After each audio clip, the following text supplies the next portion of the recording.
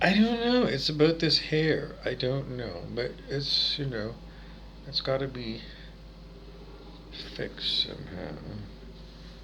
I don't know. Keep adjusting your hat. You adjust your hair. Get it sort of behind your ears. So it looks presentable. Okay, again, every child matters.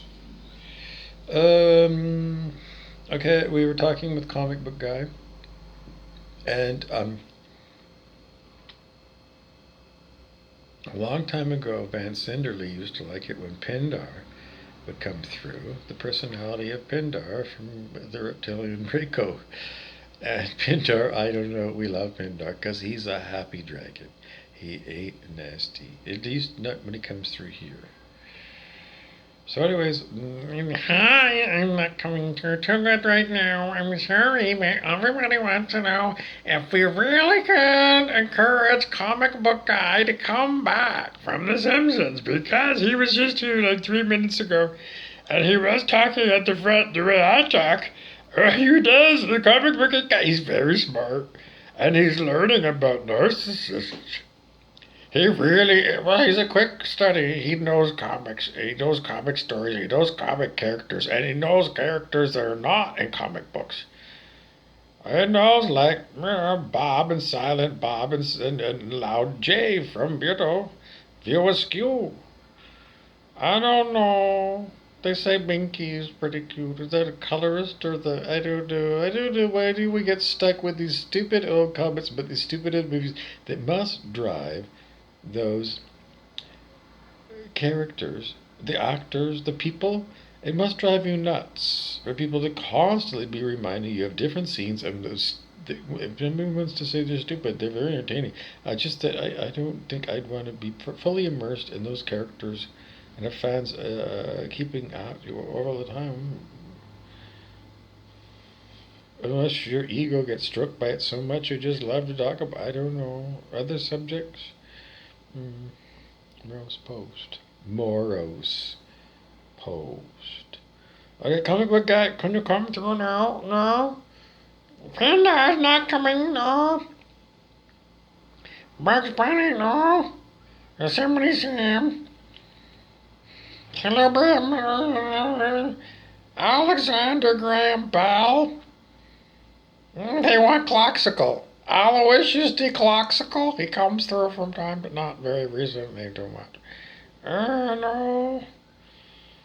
Eat the rat doesn't want to come to the front and talk. I don't know. She talks in the background incessantly. Oh my god. Oh my god. What else? No. No. Vasily Fisk doesn't want to talk. Andrew Chernyenko don't want to. Well, if you're Diane Greenstein and you want to know what's going on, it's like they don't want to talk because there's a war going on. What is the war? It's Armageddon.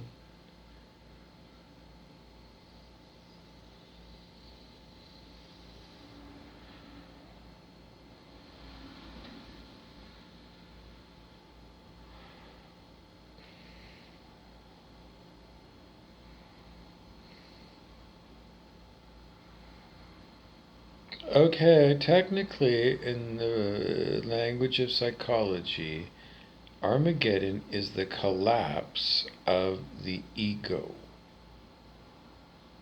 And when you collapse the ego, you're left with an enlightened state of clarity.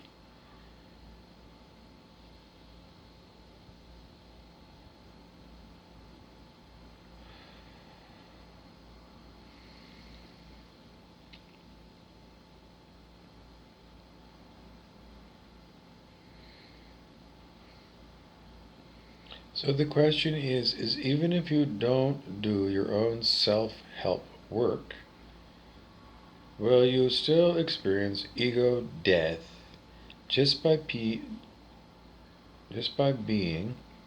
here on planet Earth while it's supposed to be doing Earth ascension? Well, if everybody doesn't do the work, then how will the planet? As she said, she needed help. She needed star seeds. Are you a star seed that's sitting on your fucking lazy ass, waiting for everybody else to do the work? Because it's very common among humans with their monkey minds to get exceptionally lazy and feather bed their nest.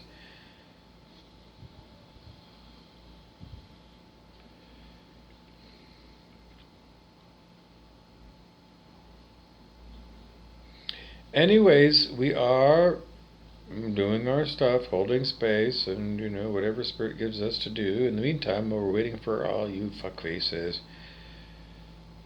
to raise your consciousness. So, Brent Beast and the Devil is going to relate the story. The story is as follows. Everybody here who's got ego, edging God out, God, instead of blah, blah, blah, blah, your soul, S-O-U-L, which comes right through your heart and is already you.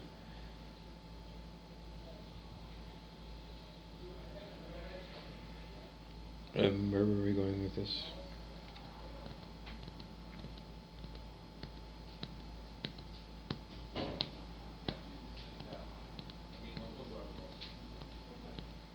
The collapse of the ego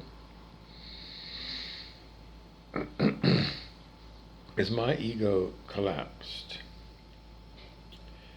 In other words, am I in an enlightened state? No. No.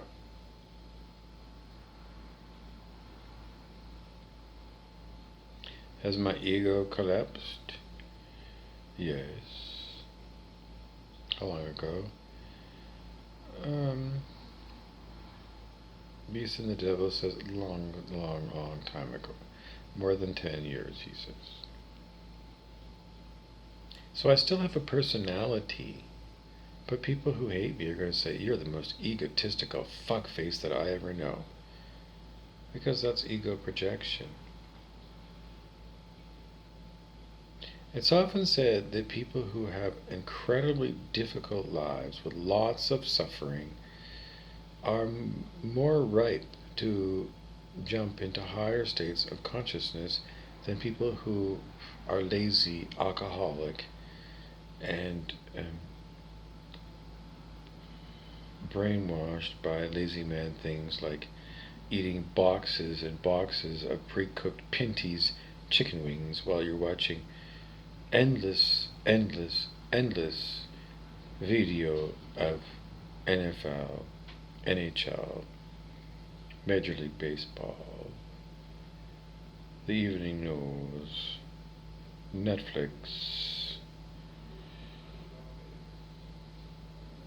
a trip to Walmart or Superstore for food, a trip to the gas station, a trip to the liquor store to stock up,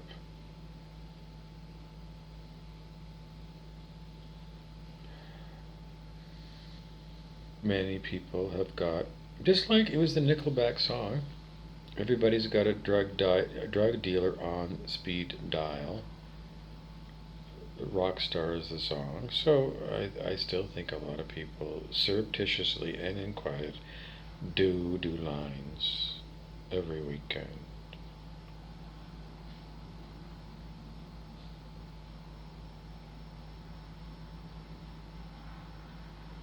Or if they're not doing lines, some people are just so raging in their alcoholism, food and wine pairings, getting blitzed every weekend. What is it, binge drinking?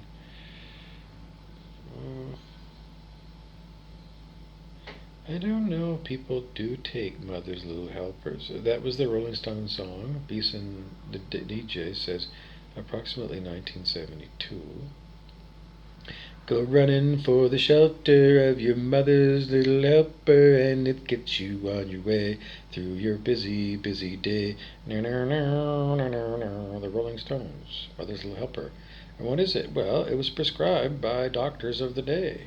Uppers and downers. Bennies are uppers, and truck drivers were reputed to take those bennies in order to do long haul truck driving, and it would keep them awake.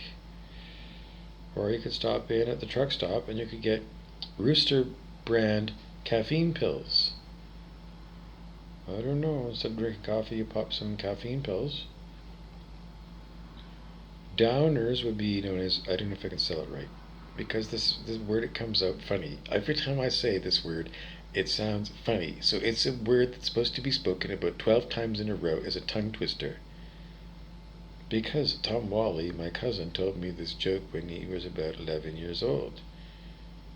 Uh, well, it went something like, I don't know. He's got to tell the joke. But the ending punchline is, well, it's downers. Those pills that we call downers, and I'm not going to give you the word because I need somebody to tell Wally to tell me the joke again. And the punchline is downers. Pills that are mother's little helpers, or your truck driver has finally found a motel. He's got his truck parked, and now he's got 8 hours to have a rest, have a shower, eat, shit, get some, check it out of the hotel, get some yogurt or something from the continental breakfast, and get on the road again. So, when he gets in and he's got his 8 hours, then he needs to take downers so he can immediately fall asleep. So he gets, I don't know, 6 hours of sleep or 5 hours of sleep before he's got to get all that shit done and get back on the road again, because that's a nightmare fucking job.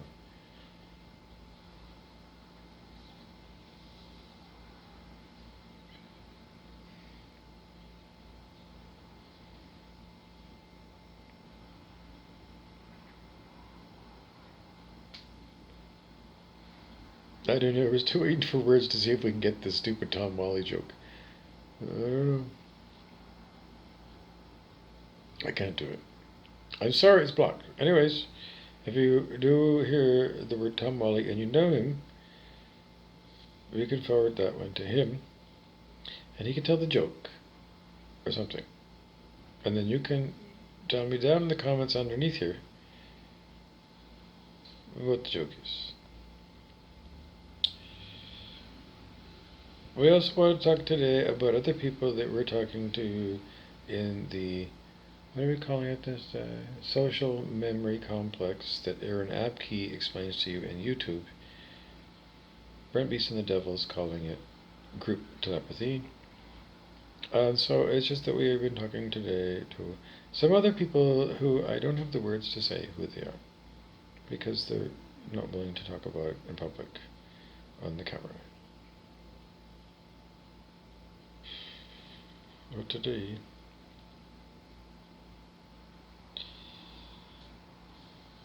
I don't have words. I'm sorry if you're asking, and I don't have any words. Nothing to do with anything, because it's totally, well, you checked in and that's what I got to say.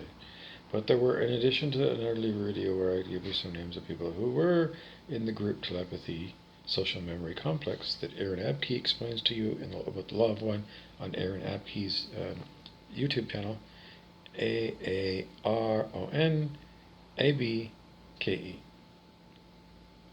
I think Aaron Abke, it's a fake name, it's Braden Cox, who's a Vancouver actor that I know.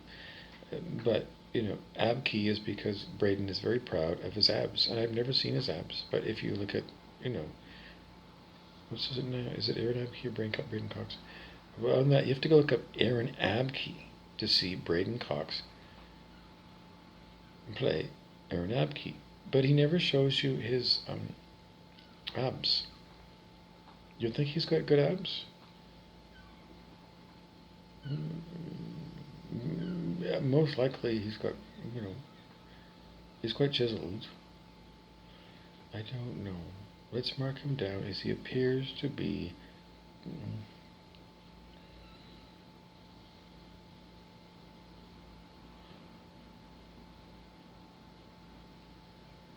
29 years old.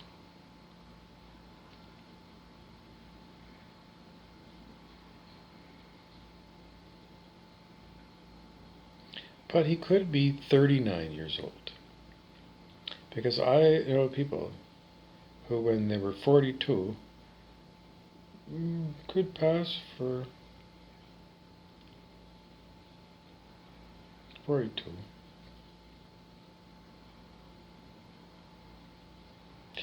Oh, well, I can't help you. I don't know. Anyways, what else do we want to talk about?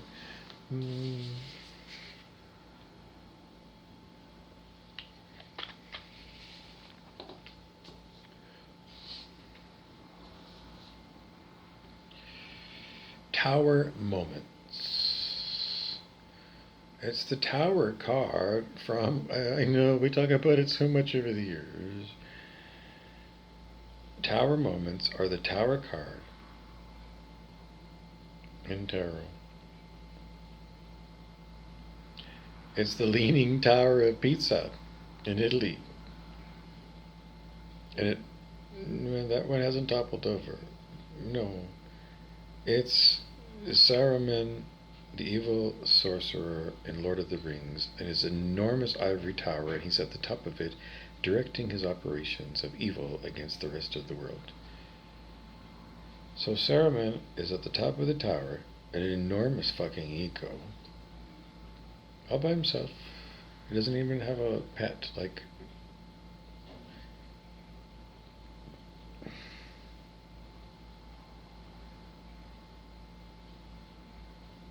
Grinch.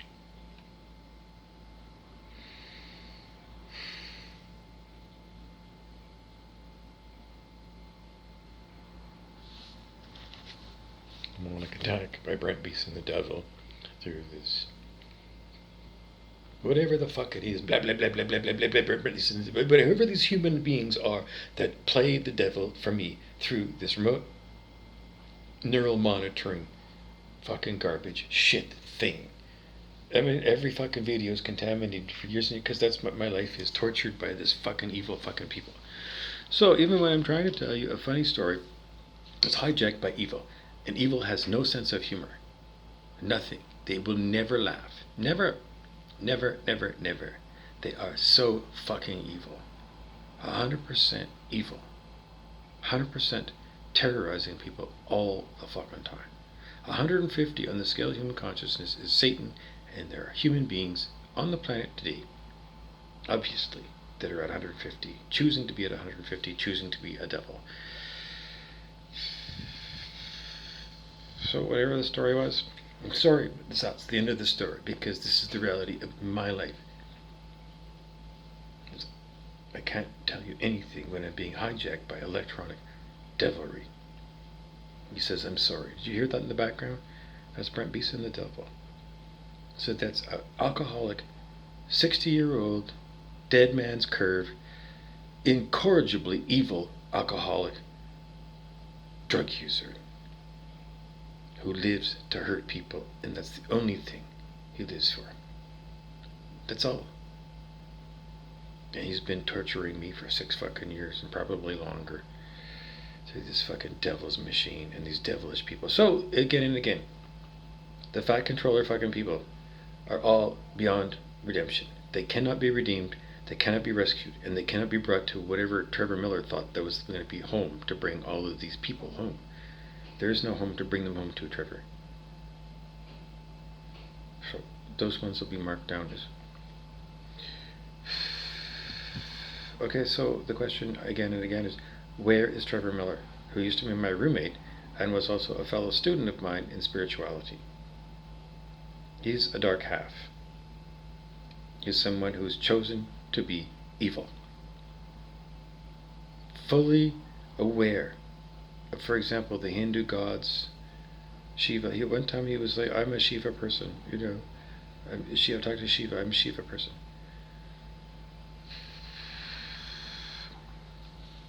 So people will talk the talk, and they'll learn as much as they can. But people who are dementor, they choose to use them to be the devil, do evil all the time. Do evil, devil. Devil. Evil is life, live backwards. It's the Luciferian inversion of life. Instead of cherishing life, they cherish death. The death of all of you, because they don't want to give up their life. They just want to have you, and you, and you, and you, and everybody, their victim forever. The ultimate power trip to enslave everybody and to use horrible weapons of horrible, beyond mass destruction, horrible terrorist weapons. So when these people Well, you'll see what happens to them. They're going to the lake of fire, and they are going to go through the most excruciating pain of their own making due to their unbelievable, by choice, creating the most horrible karma. Insane? Not to them. They're on a joyride. They gloat at 190, Lucifer, gloating at the suffering of others that they have imposed upon others. So, I don't know. That's what's happening. We're on the end of the whole affair, is what we usually say, the end of demonic beings in our universe. And if you believe in multiverse and whatever, all of them included as well. Because that's what we're doing. It started off as harvest time for planet Earth, but along the way it's become harvest time for every what we call three-dimensional planet. Every planet that was a hell world or an astral world, everything can no longer be where anybody or a collective calibrates under 540 on the scale of human consciousness. So when we clean up planet Earth, everywhere else in the universe, multiverse, whatever you call it, other dimensions, everything, everyone is being vetted. And either you raise your consciousness if you're below 540 to 540 or higher to be legal in the universe. Otherwise, you're considered a terrorist and you'll be put to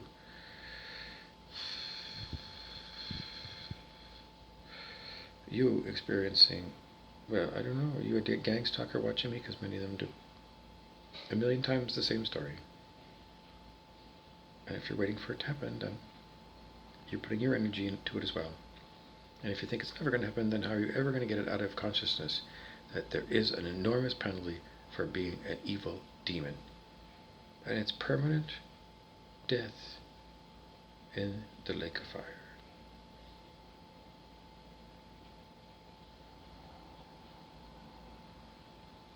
Because clearly demonics will never stand down and never stop. So I don't know, if you're at 540 or higher, then I guess you're going to get to see whatever spirit gives you to see as far as the end of the affair with the devil.